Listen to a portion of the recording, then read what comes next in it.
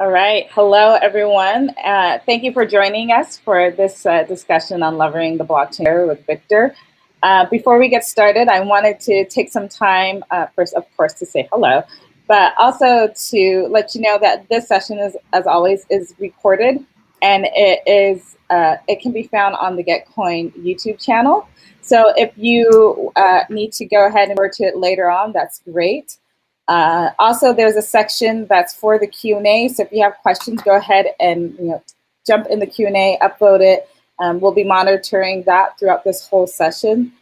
Lastly, we are almost towards the end of this Make It Mobile hackathon, and I've been seeing a lot of great projects. So I wanted to give you all just a moment to shill your project in the chat so that I can make sure that I go on and see what your project is as well and take a look at it. With that, I'll take a moment for y'all to go ahead and say hi and show it in the chat. I'll be monitoring it, and I will send it over to Victor to get started with your workshop. Hey. Looking forward to seeing some of the projects you guys have. And yeah, so I'm Victor. I am a blockchain engineer for Celo. I've been working over the past year and a half on the Celo blockchain platform. And I've worked on things like the Lite client. I've done a little bit of our app development for Valora. And I've also now working on blockchain scalability.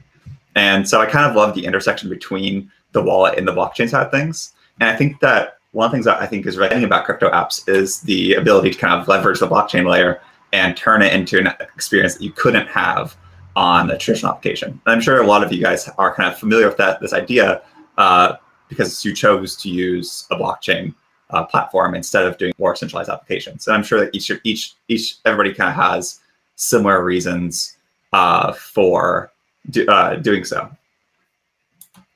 So I just want to talk about a few different pieces of the blockchain layer at this point, before being why build on blockchains. And some of this might be you have kind of your own reasons, and also kind of have like the idea in general of like what is a blockchain fundamentally, beyond a lot of the things I hear sometimes about like hype, like beyond the things people say it's good for. What is it actually doing exactly, and just kind of cover that just a little bit. Also talk about Lite clients, transaction processing, and consensus, and I'll try to kind of link it back into like what this means for you as an application developer trying to launch your dApp and give users the best experience possible. How to actually turn this into an even better experience, but for being on the blockchain. And so just kind of starting out, why build on the blockchain, and also like what is the blockchain at a very fundamental level. And so there's kind of a lot of things people say about it, but at the end of the day, the blockchain is essentially a giant shared ledger, which means that there's kind of like, which is essentially the same as an accounting ledger. Basically, in the old school days, if you were to write down every transaction you received in a book, and then keep an append-only record, where basically you only add in new transactions on the line below the last one before it, and you basically just each time you get a transaction, you write the to, from, debit, credit, all the different like fields, and you keep a sum total and a checksum along the way. And so, people often use the analogy to talk about blockchains, and it really, I think, is the best analogy I've personally heard to describe the way it actually works, which is that you add transactions to this ledger, and through virtue of consensus, there's only one canonical ledger in the entire world that exists. It's immutable. No one can ever tamper with the ledger. Meaning that you don't have to worry about trusting a single party to maintain the verified record of it. And it's also verifiable by anybody out there. So you receive the list of transactions, and everybody in the world can and does verify those transactions actually result in the account balances they say. They're actually all valid transactions. That basically that nobody did anything that was nobody tried to create money out of thin air, and nobody did anything that is illegal. And so these kind of properties are really what's at the core of the blockchain. And I think this is kind of what underpins the more kind of ephemeral ideas of like trustlessness and the ideas of like decentralization. These kind of all relate to the ideas of consensus immutability and verifiability. And so one of the core components of the ledger is the chain state. And so this is kind of what you get once you've actually applied the transactions. And so basically the ledger itself is a big list of transactions, and next to the ledger, as you go along, you're going to be kind of editing a snapshot of what actually is everyone's account balances and associated data with their account. And so this chain state differs from the ledger, and that the ledger is append only. You can only ever add transactions to the ledger. You can never remove a transaction from the ledger. You also can never modify a transaction once it's there. The ledger is immutable. The state can be added to, modified, removed from. It's kind of the Ethereum state, like the way, for example, or the Celo state, where you can set records and delete them later. And then anyone can reconstruct the current state by running all transactions since Genesis. And so that's kind of one of the core features, that if you just take the Genesis block and then pile on every single transaction, eventually you will get to the exact same state as everybody else. And so this is kind of an example of to illustrate the interaction between the ledger and the chain state. And so on the left, I have like this example ledger, which includes transactions, each step. And on the right, I've kind of included a table that includes the current chain state, which is the sum of all the transactions. And so here is a null transaction that comes from the system itself, from the 0 address to the miner. And this represents someone who actually created a block and received a reward for creating the block by creating money out of thin air. This is kind of the only, in Bitcoin, for instance, this is the only way in which money is created. And so there's kind of similar analogous mechanisms, although they're a bit more kind of complicated. There's a few more facets to them. But using kind of Bitcoin as an example here, a miner creates a block, gets five tokens as a result, and their state now says they have a balance of 5 tokens. This miner now sends the tokens to Alice to send 3 tokens, and so now there is now an extra transaction, and the chain state has modified from validator having 5 tokens to 2, and then Alice having 3. Then the miner sends the last 2 tokens they have to Bob, and their balance now drops to 0. And this is where you can actually do state pruning. So now the miner's balance is 0, and therefore it's no longer part of the state. It can be removed, and that piece of data is freed up. So the state actually just shrunk, whereas the ledger will always grow. And then additionally, Alice will send the transaction to Bob, and it modifies the state further. And kind of this is the final snapshot of the chain state with 2 values, Alice and Bob. The original ledger has 4 transactions in it, and will continue to grow from here. And then, like this is kind of great for simple transactions. It's kind of easy to think about the fact that, like, oh yeah, of course, like it's just transactions. You send money from here. It results in a balance change. Like this, the state is the sum of all the balances people have. Smart contracts, at least I personally, took me a long time to understand how this actually fits into the same model. And so essentially, the way you can boil it down is that smart contract is simply an account with a chunk of code attached to it and its own state. So basically, in addition to a balance, a smart contract has code and then state. And the state is actually an arbitrary container, which it can fill up with its own version of the same kind of idea. The smart contract itself is created by posting a transaction to the ledger with the code that it needs to embody. And then every time the contract is called, like you do a function call against a contract, approve, transfer, or just put a bet on for a gambling interaction. You actually run all the code from the start of the contract. All the functions ideas are kind of an artifact of Solidity built on top of this. But at the end of the day, it basically is the same thing as like a program on your machine. If you start the program, it just starts executing all the code that's in the program, and it starts from the beginning. And the smart contract does the same thing each time. If you send a transaction to it, everyone out there runs the code in the input and records the output to the chain state.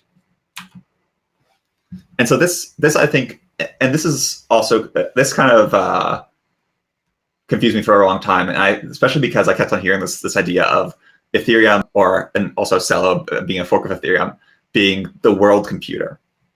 And so that kind of evokes the idea of sending a transaction to the blockchain and having it respond with the answer for you, like having it read, this giant cloud computing system where you can use it to run arbitrary computation.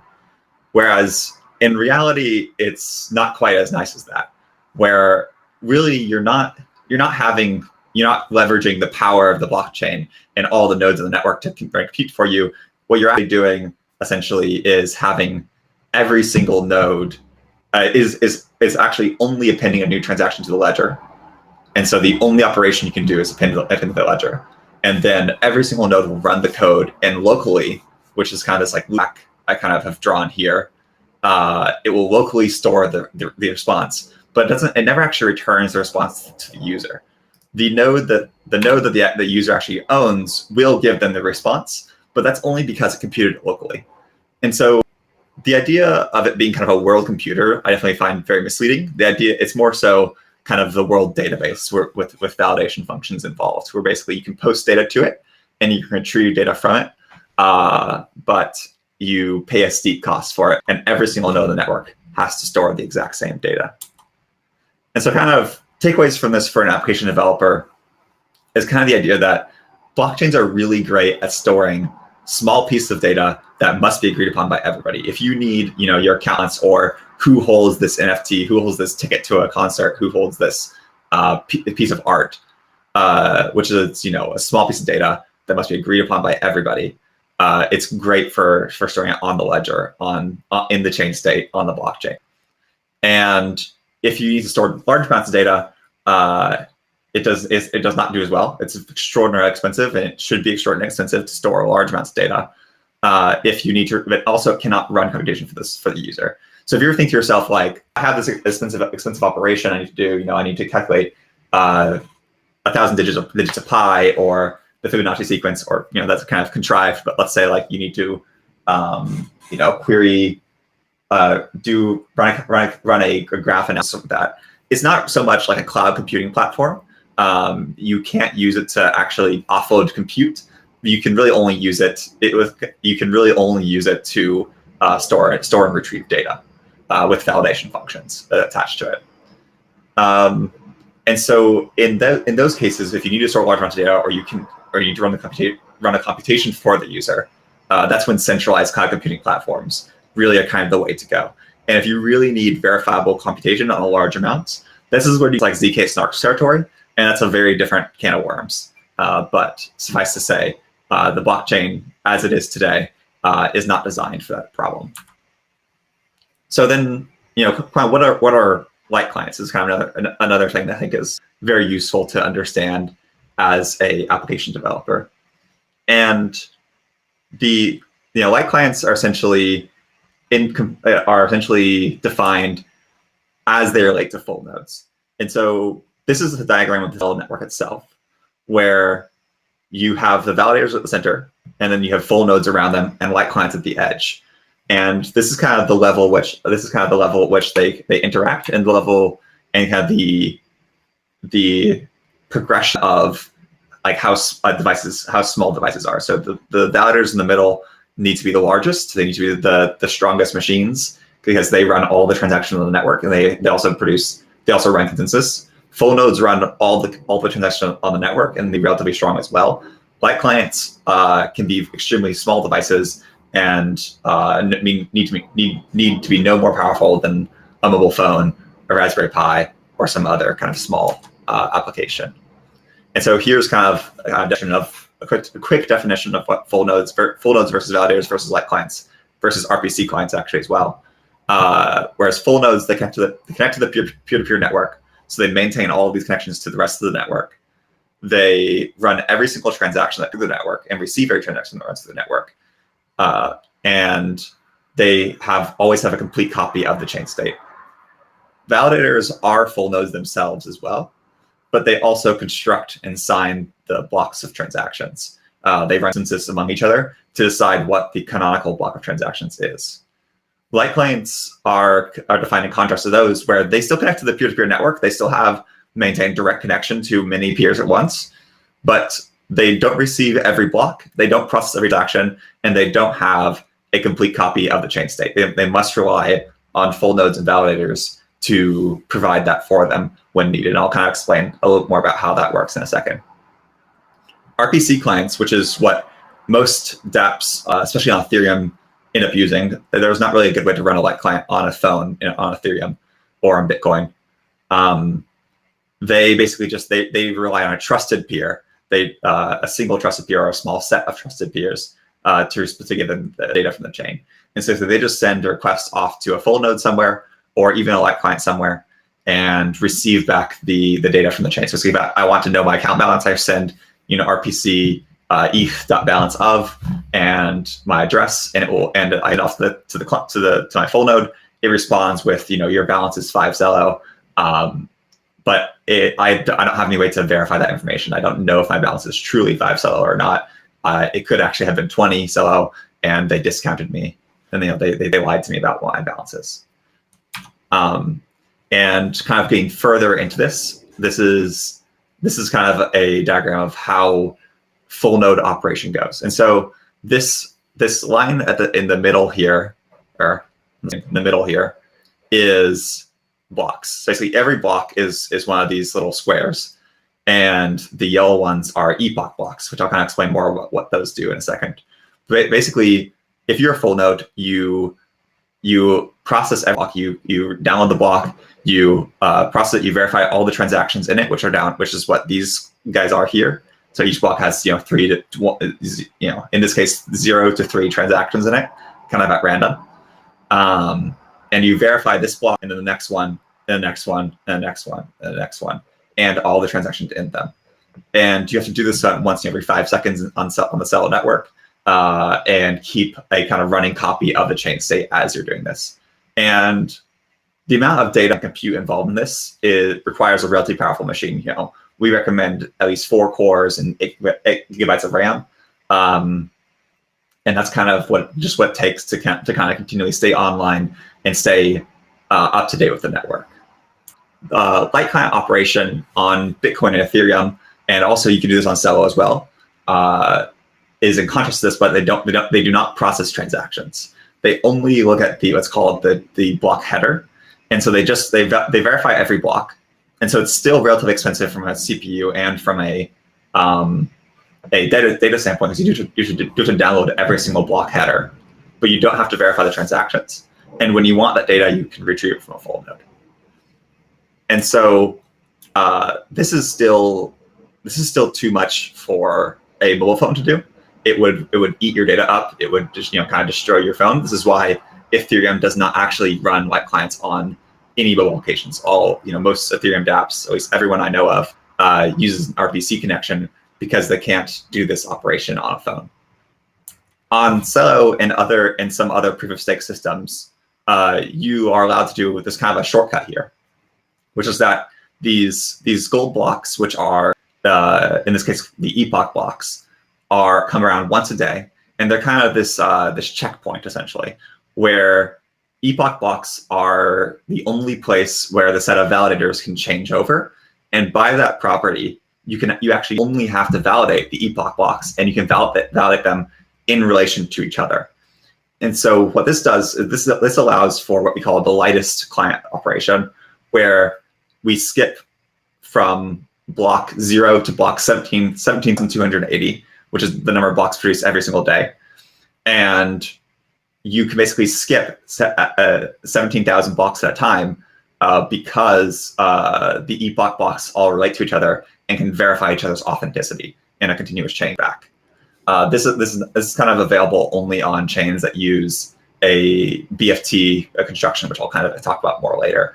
But what it enables though is it allows the Celo light client to run on a mobile phone, and Valor starts running as a light client operation, and it actually works pretty well. You can sync to the chain, whereas on Ethereum it would take maybe at least a few hours to sync to the chain as a light client and a few days as a full node.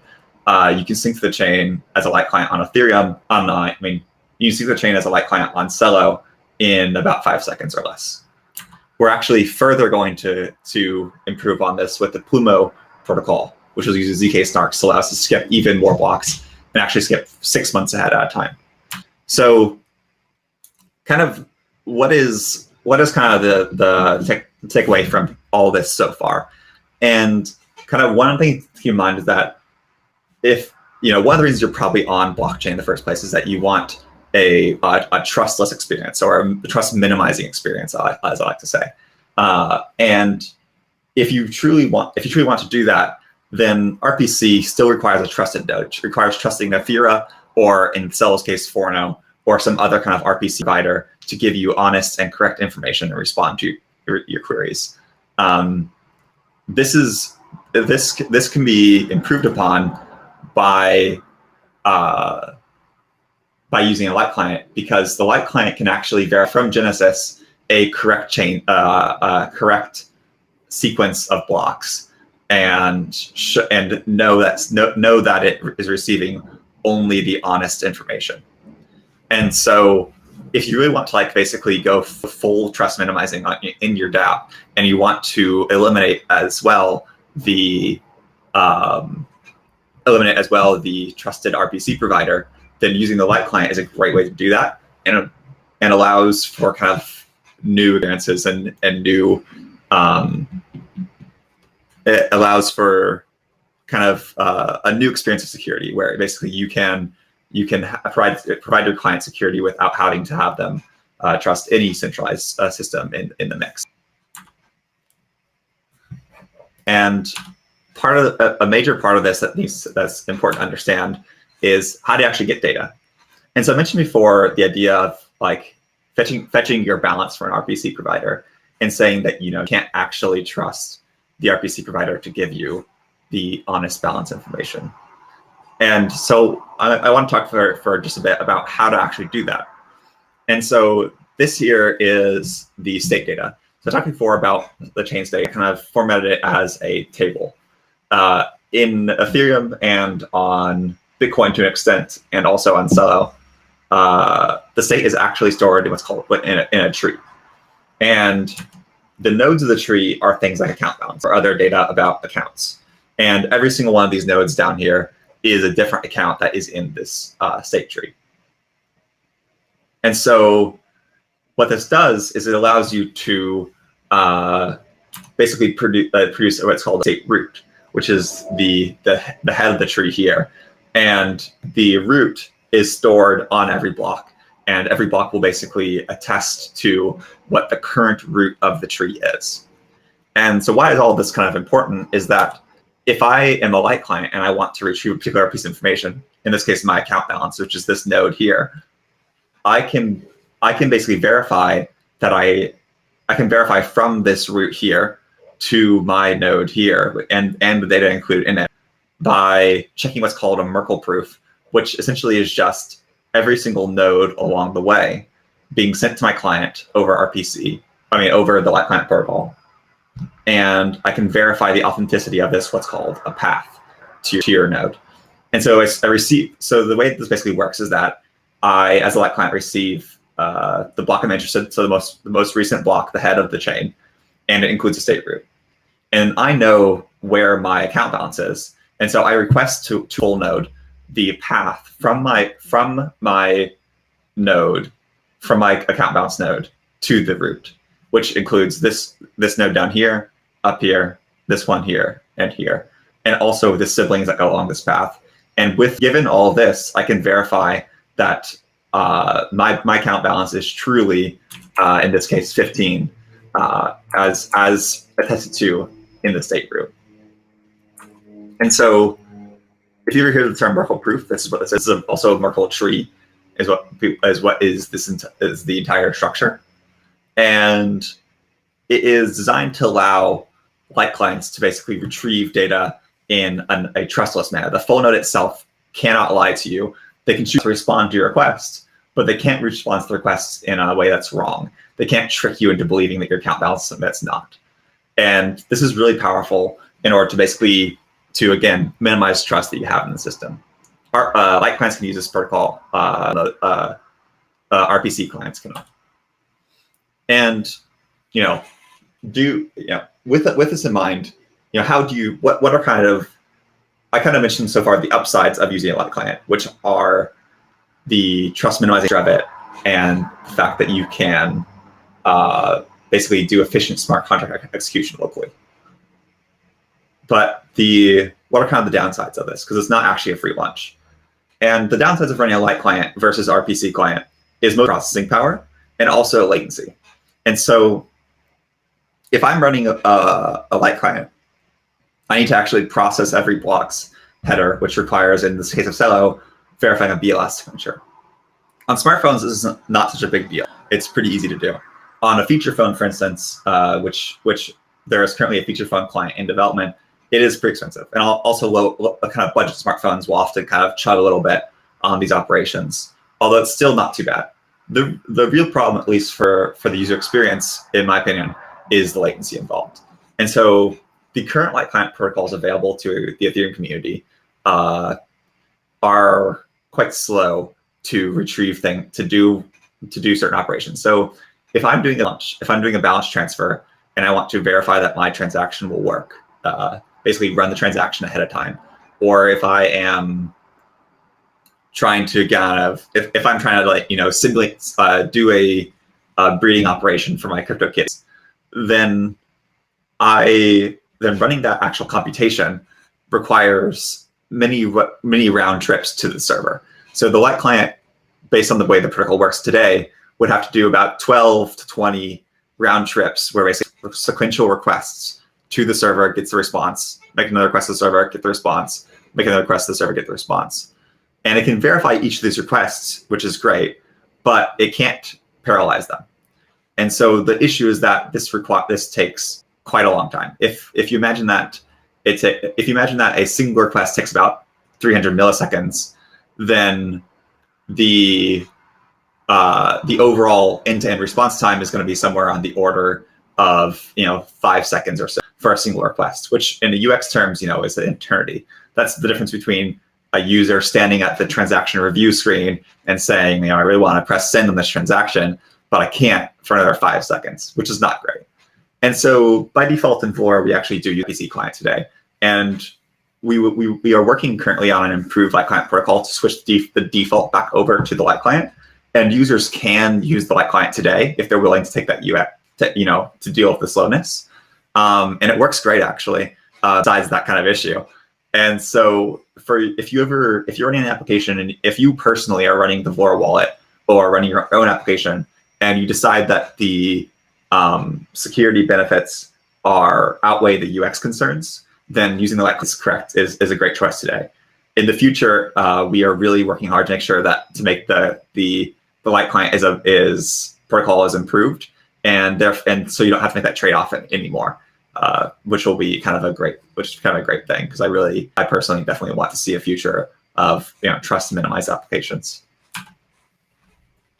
And so I think another area I want to talk about today is also transaction processing, which is kind of related to all of this. And here I decided to walk through this as an example. And in this example, basically, I'm going to send a transaction from my phone, which is running a Lite client, to the network, and get it included in a block, get it signed, get it validated. And so first of all, I'm going to construct the transactions. In this case, the mobile application is putting all the fields, the from, to, data, value, so on and so forth, and it signs the transaction with private key. It then it posts this transaction to its internal Lite client, which adds it to the Lite client transaction pool. The Lite client then forwards the transaction to its nearest full node. So in this case, it picked this FUD up here, and the full node will accept the transaction and put it into its own transaction pool, which is just a queue of transactions that are awaiting processing. And so in this case, there's kind of two other transactions that are also awaiting processing in addition to the user's transaction. When the full node receives the transaction, it will send it out to all of its peers, which in this case are two validators in a full node. And then when those peers receive it, they will propagate it further until everyone on the network has this transaction. Once every 5 seconds, the validators will actually run the consensus process, which I'll also talk about in a second, and will produce a new block. Once that block is produced, which includes all the transactions, they kind of leave the transaction pool, and they're actually now in a full block of transactions, and get propagated through the network back to the Lite client. And so at this point here, the Lite client now actually has the verified transaction receipt that it says this transaction was executed, here's the result of the transaction. Here's how much gas fees it paid. Here's all the information about about what changes it made, and it is verified in this block at this block height. And at this point, the client can now be assured that the transaction is complete. And in the case of Celo, they know it will never be rolled back. It is now a finalized transaction, and they can exchange goods and services if in case of payment, or continue on their day in case of other kind of transactions. And one thing that's important to keep in mind here is that in all these steps, so from creating the transaction and sending it to a full node, to propagating it, to further getting it to block conclusion, the block receiving it back here, because your clients are on a mobile phone, the client can shut down. The client can fail. The full node you sent it that it was sent to may also fall over and leave existence before it reaches this step here. So there are quite a few steps at which this can fail.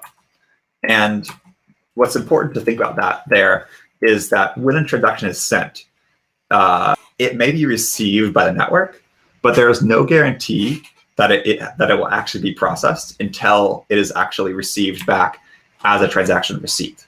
That's the only way to know that it's actually fully finalized. It's also important to note that once the transaction is sent to the network, you also cannot be sure it won't be mined until it's canceled. And so basically, if I am paying my coffee shop and it kind of my network glitches and it got sent, but I didn't get the receipt, and they don't receive it either, it may be lost somewhere in the ether, and it's possible that the transaction will never be completed. But you also can't exactly walk away either. If the user walks away at this point, leaves the shop, goes back home, decides that they're making coffee at home today, there's a chance that the transaction will still be included in a block later, unless they explicitly cancel the transaction, which can only be done by sending another transaction with the same nonce value and making sure to get a receipt for that transaction. And so essentially, one of the unfortunate natures of blockchain here is that because it's a peer-to-peer network, you must get the transaction receipt to know what the fate of your transaction was, whether it'll be mined or not in the end.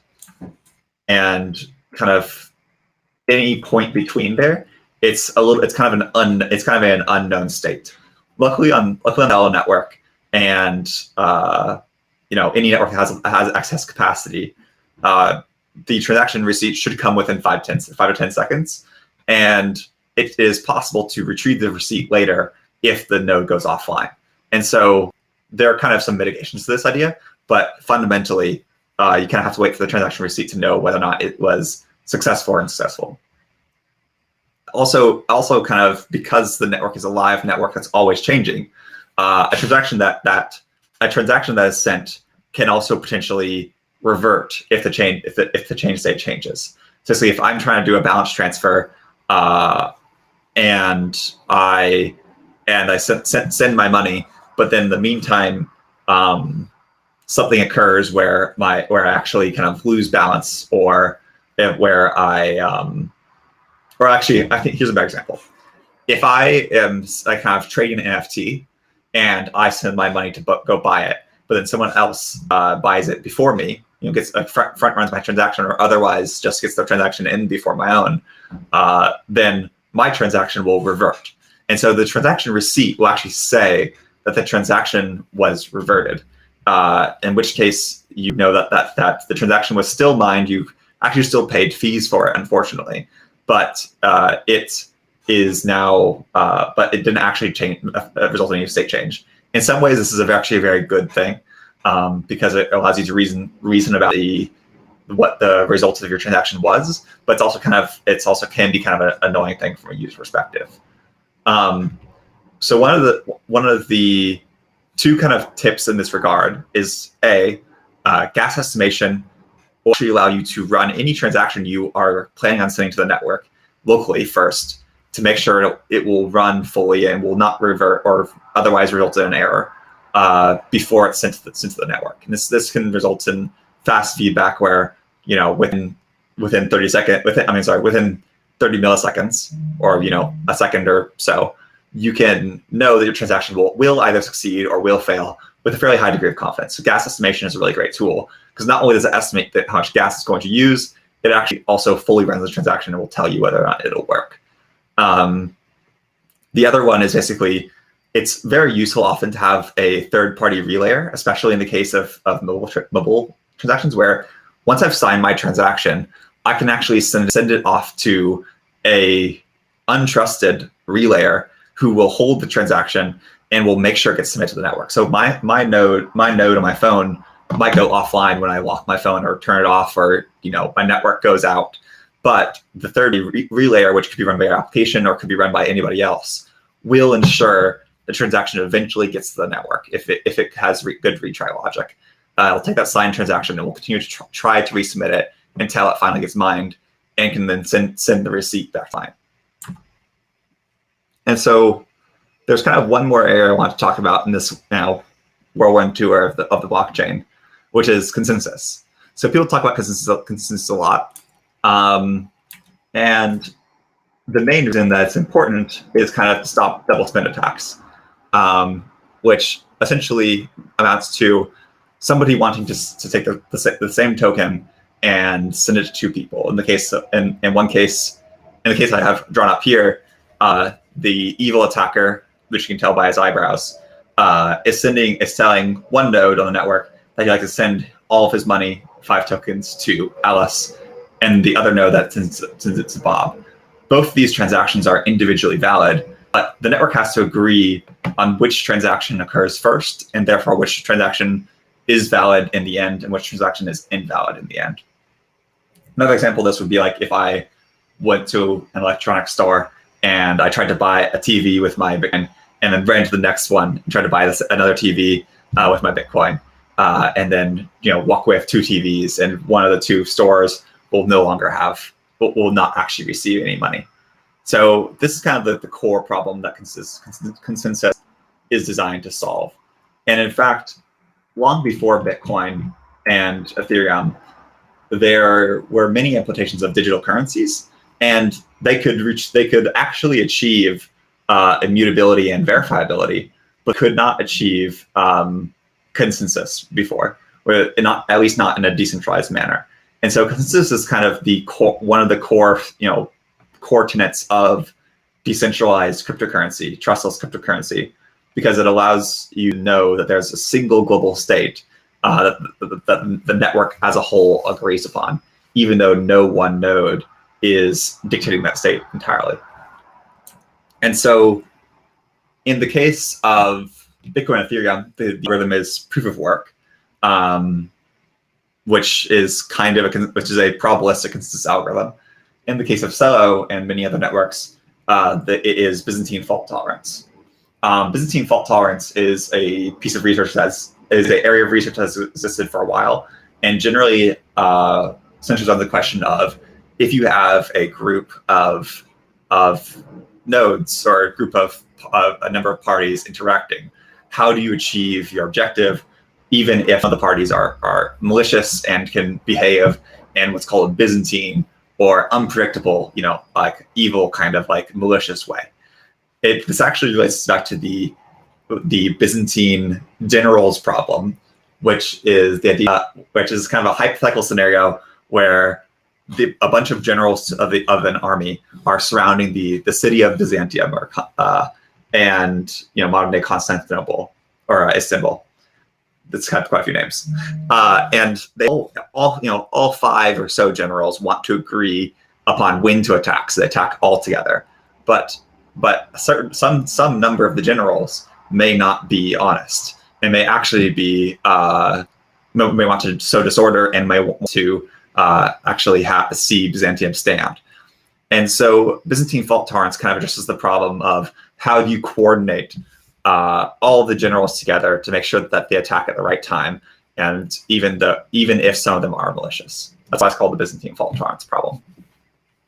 So this may come as a surprise to people who kind of think of proof of stake as the consensus algorithm. And it's important to note here that proof of stake is actually often related to proof of work, and in a sense, they do solve the same problem. However, proof of stake in general is not itself a consensus algorithm. And in Celo's case, for instance, it is actually used to elect the validators who then run BFT, and that's how you actually produce consensus.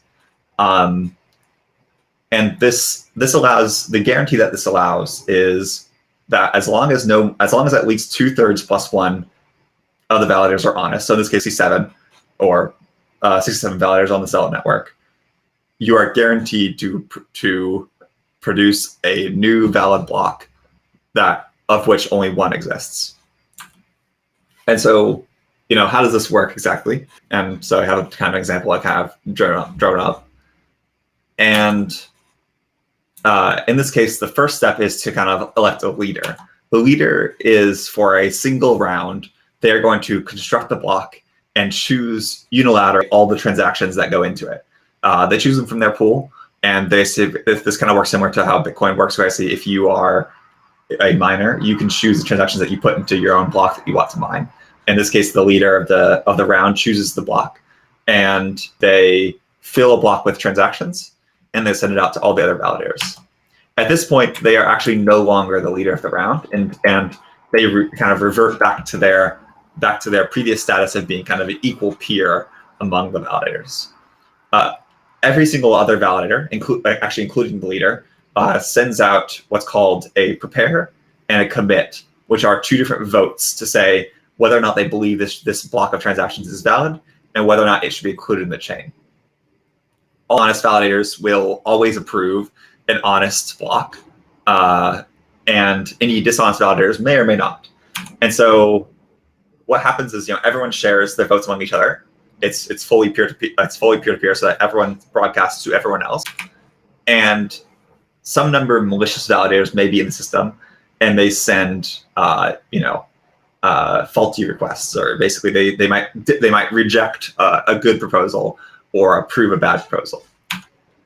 And if this occurs, the system is designed to kind of accommodate this, and a validator can basically combine all the signatures from the good validators, in this case the 4 that are honest, and put them into a block that contains the signatures. So in this case, you can see there's one missing. The missing one is the malicious validator, who was kind of excluded for misbehaving in this round. If they continue to misbehave in certain ways, they can actually be slashed and their stake can be removed from them, and they can be ejected as a validator as part of the protocol. This actually continues every single block, and on the following round, a new leader will be elected, and the whole protocol starts over. One of the really cool features of BFT, in addition to its properties of absorbing these kind of faults, is that it is what's called strongly consistent. Proof of work chains and some proof of stake chains as well are what's called eventually consistent or probabilistically consistent, where every block has a certain chance of being final, but you can never actually be 100% sure if a block is finalized or not. And so what you do in Bitcoin usually is wait about 6 blocks. On Ethereum, it's like, I think 15 blocks is often recommended. And you wait for blocks to actually stack on top of it, which are additional transaction confirmations. And on Celo, as soon as a transaction is included into a single block, there is a guarantee from the BFT protocol that this block will never be rolled back, that this block will always be valid, and there'll be no competing blocks will ever be produced. And so receiving a single block with your transaction in it and a single transaction receipt is sufficient to give coffee to the person that it just ordered from you, or otherwise kind of consider the transaction final. And this is kind of those are kind of all the topics I wanted to cover explicitly in my conversation, but I also wanted to spend some time addressing the questions you guys actually have directly. And I see a couple of them are already in the QA.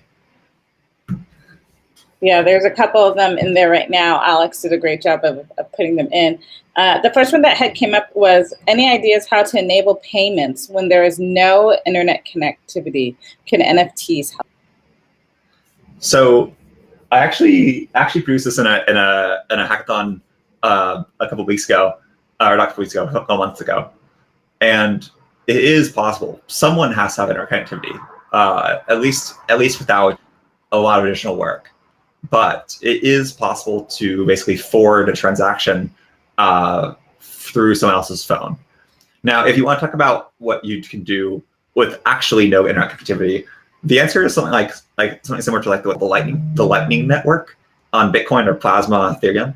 There are also other solutions as well, which I am kind of less up to date on, but it is kind of a problem people are thinking about. And essentially, the way it boils down is on the chain, when you do have connectivity, you can lock up your tokens in a contract. And then when you don't have connectivity, you can, between the two of you, between two parties, agree to exchange the tokens that are currently locked up. And what you do is you produce basically what's called a proof that the exchange happened, that you guys both agreed. It's similar to an IOU or a note that you say, I, Alice, agree to pay Bob 5 tokens, and those tokens must be locked up on the chain. And then later, when one of the two of you has connectivity again, you can post that note to the chain, and it will redeem the transaction for you. That's at least the basic way of a lot of these like sidechain protocols, layer 2 extension protocols work. To answer the question, can NFTs help? NFTs can't really help here, unfortunately. They kind of exist at a different layer of the stack, and the solution to this problem needs to exist one layer below NFTs, at the NFTs need to rest on top of this solution, whereas which then rests on top of the chain itself.